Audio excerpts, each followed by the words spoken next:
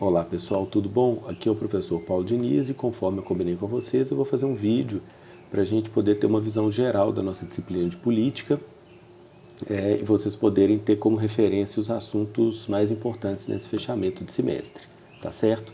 O que a gente teve como último conteúdo que a gente viu em sala foi a relação entre federalismo e educação pública no Brasil. Essa relação afeta também a educação privada, só que não de uma forma tão direta. Então, a escolha foi tratar da educação pública porque não só ela tem dimensões maiores e problemas maiores, mas também como essa relação com o federalismo ela é mais nítida aí. E ela está relacionada com os problemas que a gente vê no dia a dia, que a gente vivencia, que a gente vê pela imprensa, e a maioria das pessoas não percebe isso, ok? Então vamos lá. O primeiro grande problema entre federalismo e educação no Brasil é uma indefinição legal, ok? A maioria das pessoas lê a Constituição de 88 e lê a LDB, a Lei de Diretrizes e Bases da Educação, como se ela estivesse organizando o setor, como se ela estivesse dando um sentido, mas na verdade ela não está, ok? A gente precisa entender que a redação jurídica, a redação das leis, é diferente da redação que a gente faz no dia a dia, em jornais, em livros, revistas, até naquilo que a gente escreve entre nós, né? São duas formas de redação bem diferentes. A redação jurídica e legal, né, que está nas leis, cada palavra ela tem que ser tomada ao pé da letra, porque é isso que vai criar uma obrigação legal de se fazer alguma coisa, ou a proibição de se fazer outra. Então, os termos a gente tem que pegar ao pé da letra e não é muito aberto à interpretação, não, ou não deve ser aberto à interpretação. Então, quando a gente olha na Constituição de 88, a questão federativa relacionada à educação está dizendo que estados e municípios devem priorizar determinado segmento, determinada época da educação.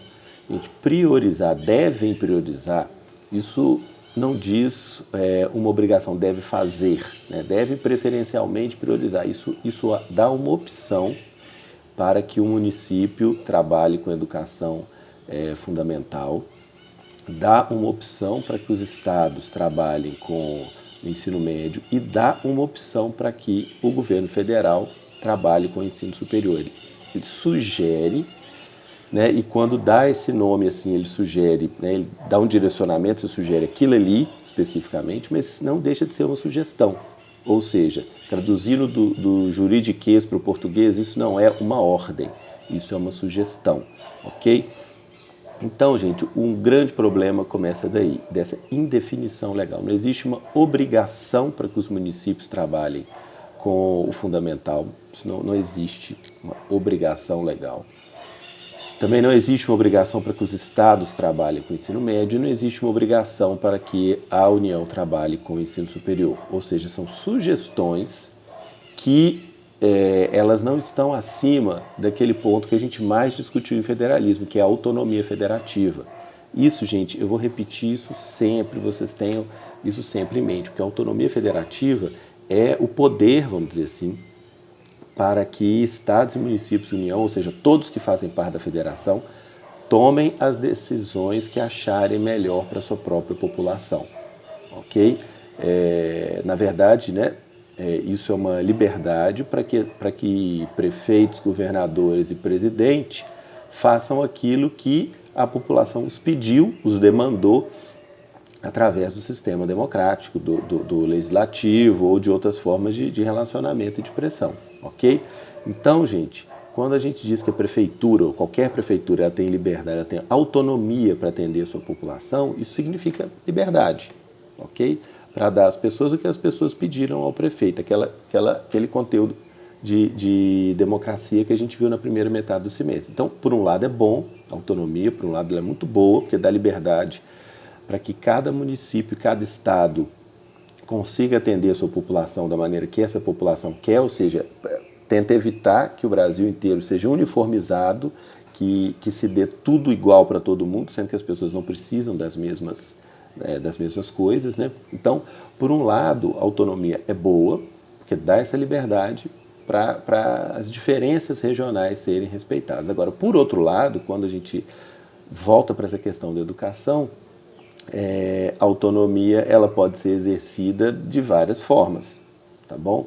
Ou seja, o município pode perceber essa sugestão que a lei dá e que a Constituição dá, ele pode perceber e decidir autonomamente por obedecer isso, investir todos os recursos do município no ensino fundamental.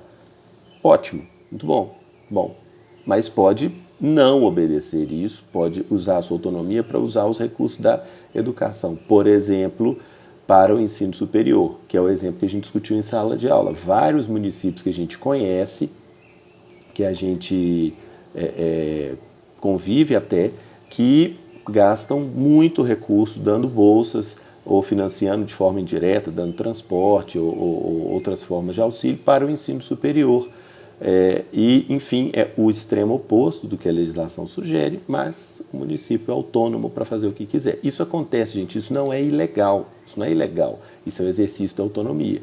Isso não é o ideal, a gente percebe, só que não é nem um pouco ilegal. Então, esse é o que acaba gerando um problema, uma primeira base do problema que a gente tem federativo relacionado à educação. Esse afastamento, assim, essa falta de clareza legal. Tá? A autonomia, no final das contas, acaba predominando e cada município, cada estado, até a própria União, tem liberdade e muitas vezes acaba correndo para o lado que acha melhor naquele momento. Okay? Esse é o primeiro problema, que é indefinição legal, jurídica, não há clareza do que cada um deva fazer obrigatoriamente. Eu até falei isso em sala, né, que durante a elaboração da Constituição de 88, esse assunto foi discutido durante um ano e tanto, não se chegou a uma conclusão, então o que se fez? Colocou na Constituição um texto que não obriga, que só sugere. Ou seja, isso é resultado da falta de uma decisão política, de um acordo político, ok?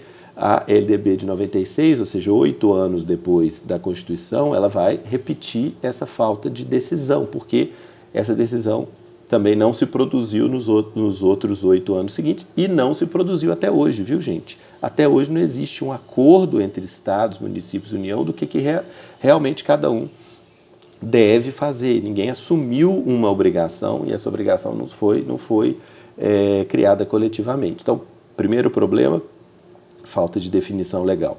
O segundo problema, gente, na verdade, é muito maior do que a educação, mas ele vai rebater na educação também. É a distribuição de recursos, ok? No Brasil, gente, se a gente for fazer um somatório de todos os impostos que uma pessoa paga, ou, na verdade, todos os impostos que todo mundo paga, esses impostos têm dono, ok? Se a gente paga um IPTU, ele vai para a prefeitura do município onde está o seu imóvel. Então, o dono é o município. Se a gente paga uma conta de telefone ou faz uma recarga no celular, a gente tem um ICMS ali, que é o imposto estadual, que é o maior imposto que cobra ali na conta de telefone, acho que é 27% ou 29%. É muita coisa, né? Vai para o governo do estado, qualquer estado onde você estiver. E se você, por exemplo, compra um produto importado, você vai ter ali um imposto grandinho, viu, que a maioria das pessoas não conhece, que é o imposto de importação, vai para o governo federal, né? Vai para Brasília, para a administração federal. Então, cada um dos 3 níveis da federação tem os seus próprios recursos, cobra os seus próprios impostos e tem os seus próprios recursos. A questão é que isso é muito mal distribuído.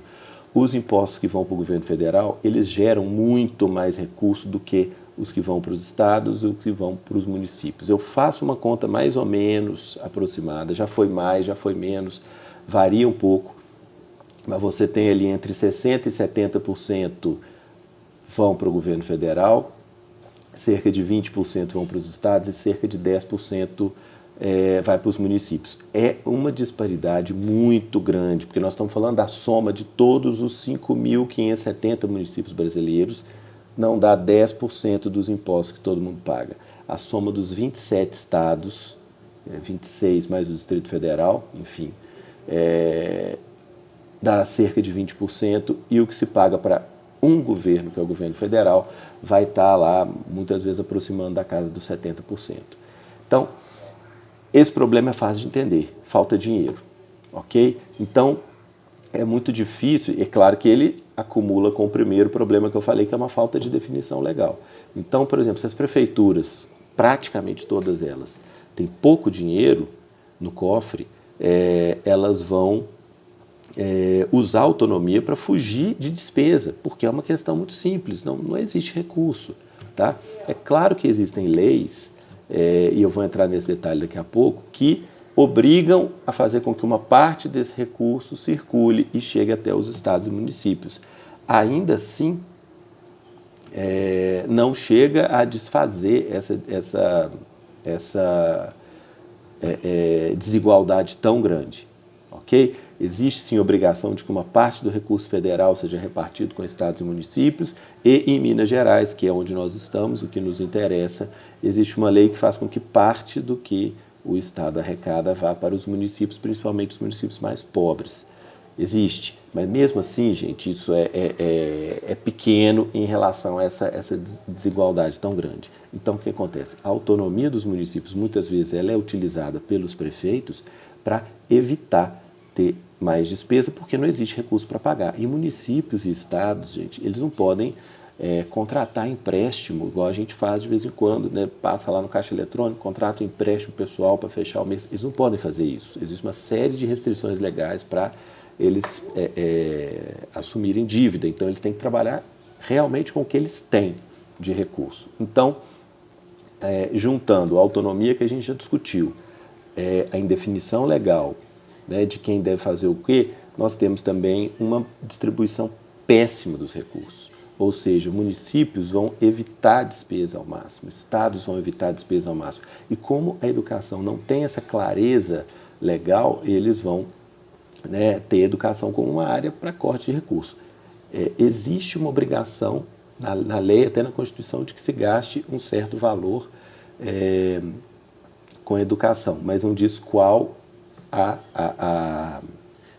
parte da educação. Então, muitas vezes, isso abre margem para poder gerar algumas distorções, tá bom? Eu não vou entrar nesse detalhe, porque não é o que nos interessa nesse momento. Então, gente, nós temos aí dois grandes problemas, tá bom?